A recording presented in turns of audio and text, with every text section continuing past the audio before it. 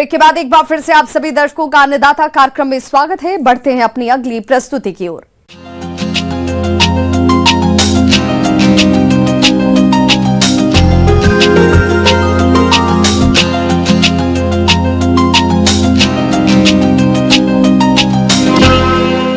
अमरूद के बाग आमतौर पर प्रदेश के सभी क्षेत्रों में देखे जा सकते हैं और अक्सर अमरूद के बाग में कोई न कोई पेड़ उकठा रोग से ग्रसित हो ही जाता है।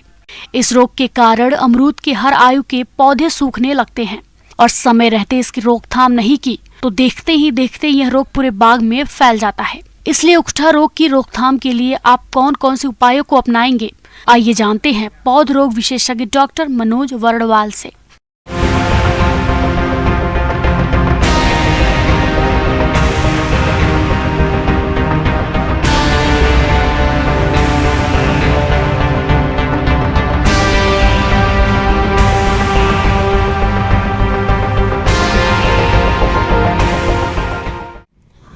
किसान बंधु, खास करके हम लोग जब फल की बात करते हैं तो अमरूद भी एक प्रमुख फसल है जिसमें खास करके मुरझाने वाली बीमारी बहुत ज़्यादा देखने को मिलता है। इस समय देखा जाता है जो पौधा पुराना हो जाता है, खास करके वो 10 साल का या कह सकते हैं उससे ज़्यादा, उसमें इस रोग का लक्षण बहुत ज़्यादा आता है। तो ये रोग वास्तव में एक फफूंद के द्वारा होता है। अमरूद में उकठा रोग, जिसको हम लोग मुरझाने वाली बीमारी भी बोलते हैं या इसको मलानी रोग भी बोलते हैं। उकठा रोग फ्यूजेरियम फंगस से फैलता है। यह भोजन के साथ पेड़ की जड़ों के अंदर प्रवेश कर जाता है और भोजन नलियों को जाम कर देता है, जिससे पेड़ के ऊपरी भाग तक भोजन नहीं पहुंच पाता और पेड़ सूख जाता है। अमरूद के उत्पादन में यह सबसे बड़ी समस्या है।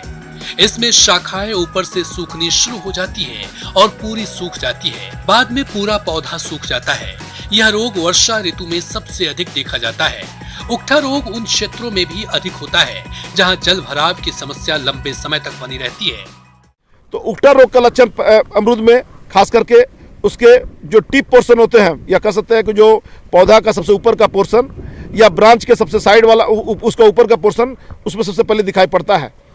होता है क्या, इस रोग के कारण से उसका टिप, कोई भी पौधा का जो सबसे टिप होता है टॉप वाला, वहाँ से वो सूखना शुरू होता है और वो जड़ की ओर धीरे धीरे बढ़ने लगता है।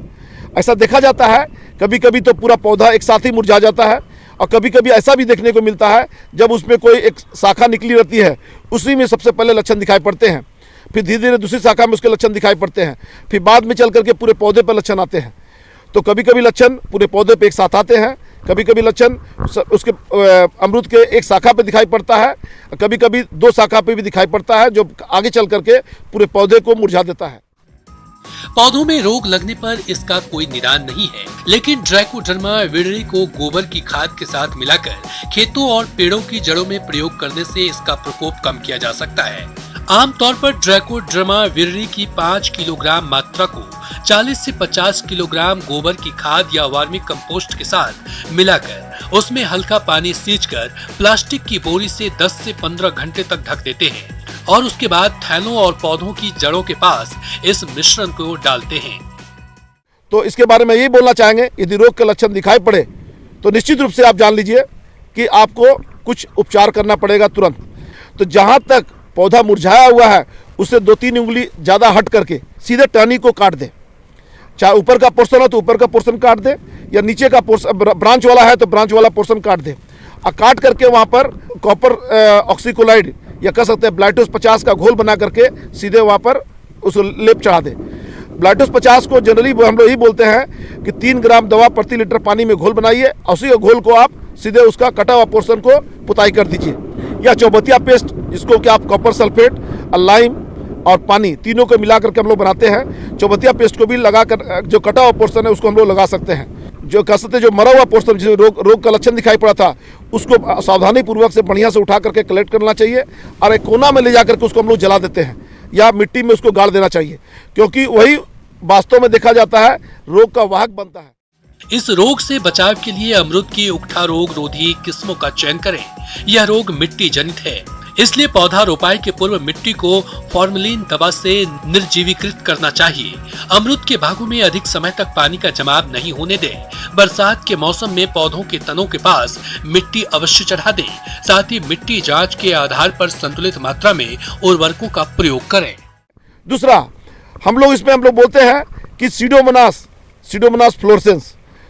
फ्लोरेसेंस का 10 ग्राम प्रति लीटर पानी में घोल बना करके जड़ के पास में उसका ड्रेंचिंग करने का सलाह देते हैं। इस तरह से करने पर निश्चित रूप से कह सकते हैं कि आप उकठा रोग को आसानी से अमरूद में रोक सकते हैं।